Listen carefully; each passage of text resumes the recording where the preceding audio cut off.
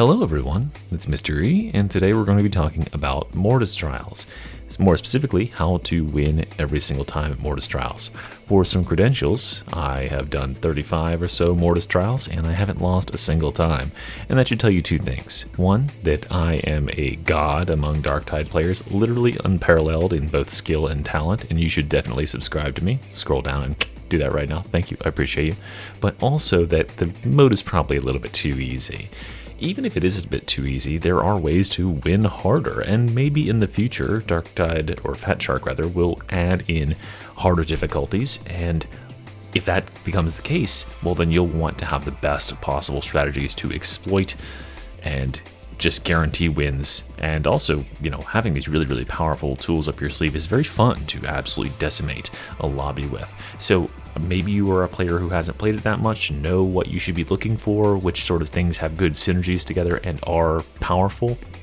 The game does a poor job of separating these powers between some of the archetypes and the classes, so I'm here to break that all down today, and what I'm going to give you is the most powerful class with the most powerful talent options, as well as the build I would recommend, or the choices as far as the game allows you choices that I would recommend. So let's first start with that build choice.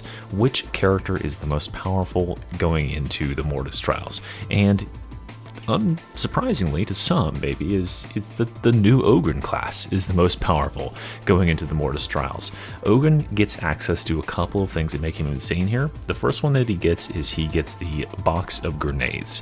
Box of Grenades has a bunch of augments that it fits really well with.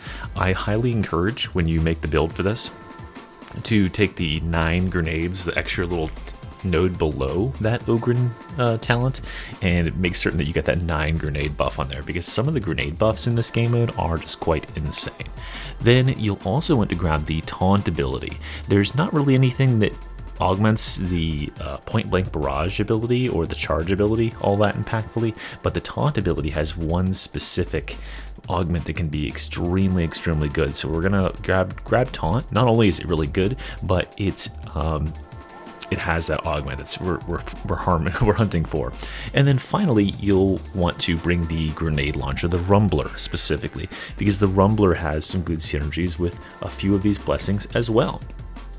If you want a sample build that I think is very strong into this game mode, go ahead and check out my video from a few days ago. I'll link it in the description, but it's the one that says Big Boom Ogren if you're just looking for it off of my channel. That is a great build that you can run into this, and you'll get the benefit of having lots and lots of options for making your setup be very powerful. I've literally never had a failed run, and I've literally never not top the charts running that build into there. So let's go ahead and get started and look at some of the choices that you can make outside of the class once you're actually in the game that can affect your ability to actually win the game. And the first thing we need to look at is which archetype should we be choosing.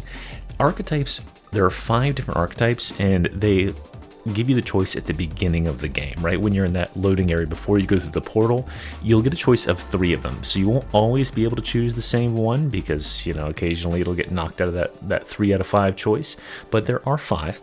The 5 are Colossus, deathdealer, Fulminator, Voltaic, and Pyrokinetic.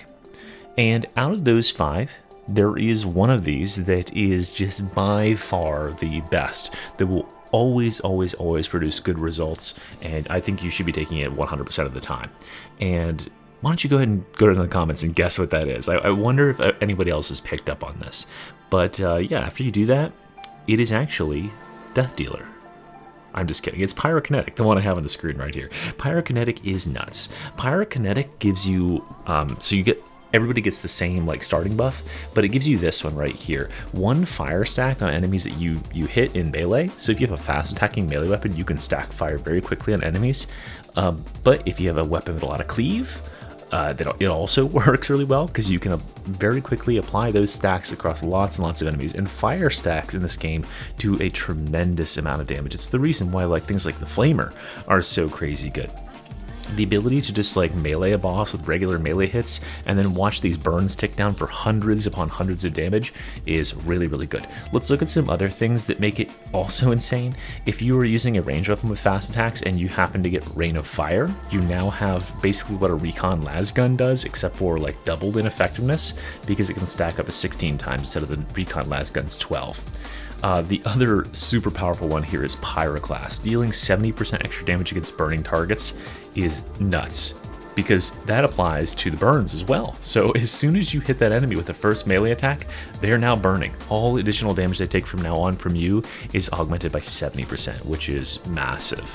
And then finally, Burn, which increases the burning damage according to the amount of burning targets. As I recommended earlier, you should be running the Ogren multiple explosion grenades, the cluster bombs, but also remember to grab that node on the bottom right side of the tree that gives your grenade explosions burn. This will mean that your rumbler attacks and this apply burns to all the enemies that they're hit by, and that means these burns are going to be doing tremendous amounts of damage. You'll just shoot grenades into a horde and they will just burn everything down to the ground. You'll end up doing hundreds of thousands of burn damage over the course of the game. Other things in here are okay, but the ones you really don't care about in general in this game mode are defensive stuff like Burning Resolve, Incombustible. Defenses really aren't all that impressive in this game mode. It's just not a hard enough game mode right now to demand defensive nodes in order to survive the challenges that the game is throwing at you. It's much better to have insane offense and just instantly delete bosses and challenging enemies than it is to have any defensive stacked. Okay, so if we don't get Pyrokinetic offered, what's the next best one? Well, I think Deathdealer is probably the next best one. The problem with Deathdealer, however, is that it has many more buffs. If you see like it compared to Fulminator or something, Fulminator has 10, and Deathdealer has it has 12, right? So you are picking from a larger pool. There are a couple in here that are really, really powerful though. Obviously, you start with that one's free, which gives you no ammo consumption on critical hits. So this can be a great one to fish for if you are running any sort of veteran build who's just looking to like blast away with infinite ammo. It's also really good with that rumbler because you can have this plus this node right here, Lucky Shot, which gives you this extra range critical hit chance on your first 25% ammo. So you have a really big chance to shoot these grenades for free or whatever ammo for free. For other weapons, things like Pinpoint Volley, if you're running the Bolter, is insane. Landing 3 headshots in a row with a ranged weapon gives 6 seconds of infinite ammo, which means you just walk up to a boss, you burst shot him in the head, and then you just hold down the trigger, and you go insane.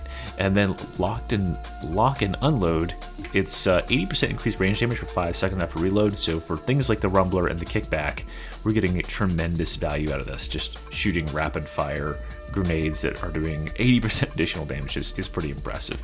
And then the final one that's really good in here is Gene Hands, just 20% increased damage is very valuable. I will give it honorable mention to No Time to Reload. This is a major buff, meaning it's one of the ones you'll have to select for yourself, but you'll need to come prepared to get this. So your build will need to actually work with this, because it says for each ammo spent in clip, gain 1% melee damage. If you are running a like a light machine gun or something like that, and you get this and you're playing Zealot or Veteran, then you will get a lot of value out of this. If you shoot all of the plasma gun's ammo out, you'll have something like 130% melee damage as a result, right? If you just don't reload and just go full melee that. So this can be very good if you're prepared to take advantage of it when it shows up. Speaking of, let's talk about Colossus. Colossus is a very interesting archetype. I see some people picking it just because they want to like play the tank archetype. I don't think that's generally all that necessary in this game mode. No one really needs to be doing any tanking. Everything can just get deleted by the DPS. But it does have one very fun interaction. If you like being invincible, you can literally be invincible in this mode. If you run as a Zealot who's using the, Martyrdom talent, and you grab the additional damage reduction, and you happen to get 2 buffs out of this list. One is a picture of health, increasing toughness damage reduction by 50% while above 75% toughness, And then the second one is Indefatigable, gaining 2 additional wounds. Both of these together will push you over the 100% threshold for toughness damage reduction, and then you will be invincible. You will only be able to take damage from overheads from crushers and maulers and bosses. So enjoy that little bit of fun. But other than that, I don't think there's anything super impactful in this list. And then we're going to go into Fulminator. Fulminator has a mixture of the blessings from Voltaic and Pyrokinetic. Well, I don't even need to talk about it, because I can just tell you what I think about this by telling you what I think about Voltaic. Voltaic is the worst choice you can make. If you get an option of 3 and Voltaic is in the list, I'm sorry, because Voltaic is a waste of one of those choices. Voltaic has almost no buffs that offer you any additional damage or real utility to the group. Maybe it would be more useful if enemies actually could survive longer than 2 seconds, but due to the amount of damage and just general destruction that is going on these maps, there's no room where you need to have these enemies shocked. And almost all of these buffs revolve around doing something that's going to get you attacked and hurt. If you want to stand still and get wailed on by enemies, Voltaic could be a pretty good choice. But for people who actually want to play the game, maybe go somewhere else. Voltaic, let's look at some of its buffs. Nullifying Spark. Your team takes 25% less damage from enemies if at least one enemy is still electrified. Well, here's the problem with this. We shouldn't be worried about taking less damage, because these enemies don't do very much damage anyway, and enemies shouldn't be electrified, they should be dead. So this is not going to apply very often. Then we've got Lightning Reflexes. If hit within 2 seconds of a successful dodge, shock the assailant. So you're telling me I have to dodge incorrectly. I have to dodge and actually dodge an attack and then get hit afterwards within 2 seconds, which is kind of a feat within itself. And then that assailant gets shocked. Wow, that should instantly kill that assailant. That's really, really poor. Then we've got on Toughness Break, shock all enemies within a 5-meter area. So you have to get beaten, hit multiple times in order to break your toughness, which means you're going to lose health in order to do this. It's really, really poor because there's so many of these useless defensive things put in here. When you compare this to Pyrokinetic, and 7 out of the 10 that are available for Pyrokinetic are just going to give you augmented damage, more and more damage for you and your allies in coherency, which is really, really what we want in this game mode. Anyway, so let's go past that, and we're going to take a selective look at a few other buffs that are available in this game mode that are exceedingly powerful and you should be fishing for if at all possible. Let's first talk about Infectious Headache. This is for psychers who are using Brain Pop, which I think is probably the most fun thing you can do as a psycher in this game mode.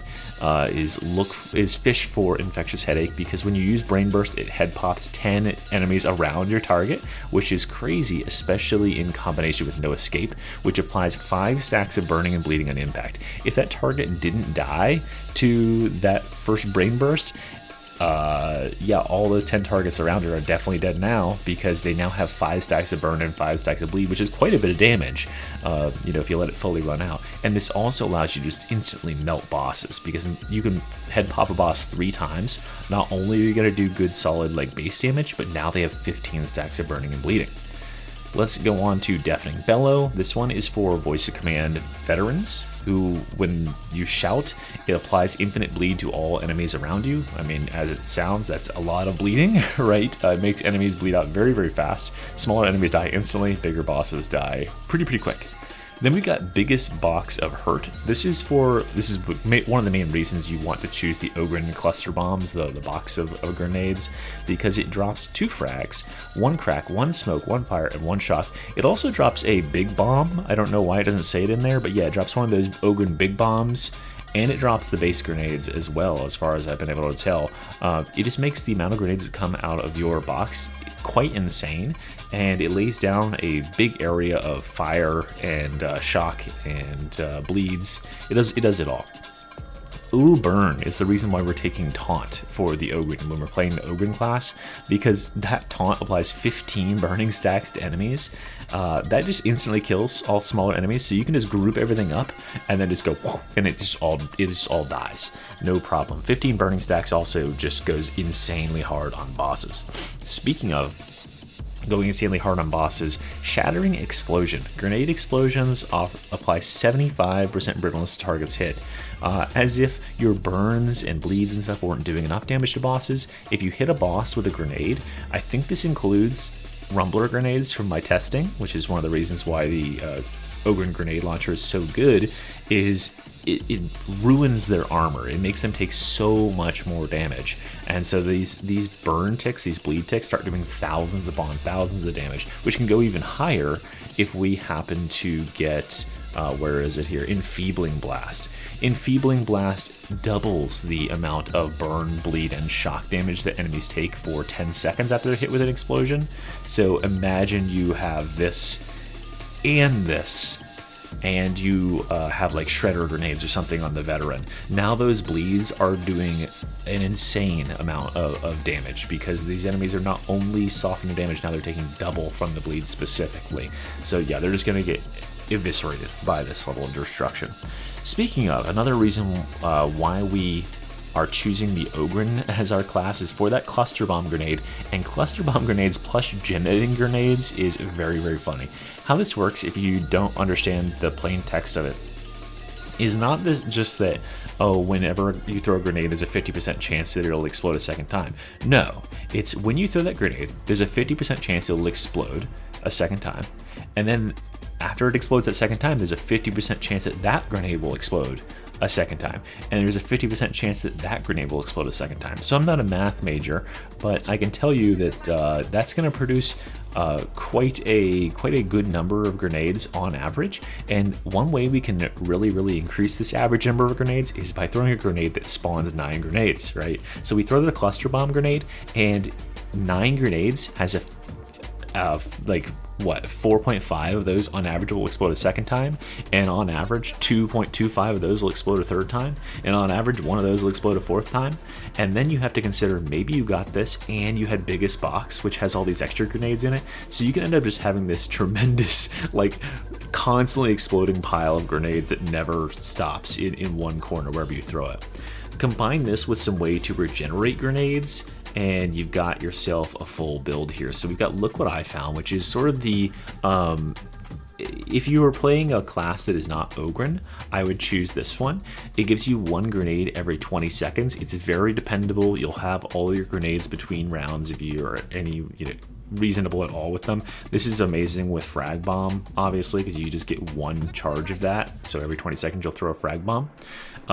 I think it's outclassed on Ogren by Scavenger, which gives you a 10% chance of replenishing 3 grenades when killing an enemy with a grenade explosion, because this also applies to the Rumbler grenade launcher. So if you throw all of your grenades and they explode the whole fucking map, and then you happen to get unlucky and you don't get 3 grenades back, then you can shoot your grenade launcher until you do get lucky and you'll get 3 grenades back. And so you can just sustain grenades pretty much infinitely like this. I love Scavenger. When you are getting lucky and the enemy density is nice and high, you can just hurl these things all day. The higher the density of enemies, the more kills you're going to get with your grenades, and therefore the more return grenades you're going to get. And then finally, Lucky Me, which is a 90% chance. I love, this is so funny to me. It's classic Fat Shark. It's a 90% chance to throw 2 grenades at once. They said, should we make it just guaranteed you get 2 grenades every time you throw it? Nah, that's too much. 90%. Only 9 times out of 10 will you get 2 grenades. So like, it's kind of like more like Unlucky Me whenever it doesn't trigger, honestly. I don't know why it's lucky to get a 90% odds on something. But yeah, this one is really solid because it just doubles everything off the bat. So I think one of my favorite combinations is Lucky Me plus Geminating grenades, because then you're throwing 2 at a guaranteed base, and then you have on average like, what is it, like 20 grenades that come out of each one of these boxes, and it just gets absolutely absurd. Anyway guys, that is it for the Mortis Trials buffs. What I really hope for this game mode is that it is expanded and made more difficult, and also that I would hope that they would even out some of these buffs, because some of these classes, as I said, Voltaic is just terrible to pick. There's nothing interesting to play with in here, and Pyrokinetic is just so dominant. And it didn't take me very long at all to figure this stuff out, so I'm certain that many of you are figuring it out as well. So I'd like to see an expanded difficulty to the game mode, and therefore maybe some of these other buffs would become useful. And I'd also like to see some more dominance of build types that aren't just throwing grenades, because every class that has access to damaging grenades can just win the game by picking the grenade buffs because they're that powerful right now. Anyway, I hope this was helpful and fun. I hope you're enjoying yourself with the new Mortis Trials game mode, and I'll see you next time. Mr. Ria, bye.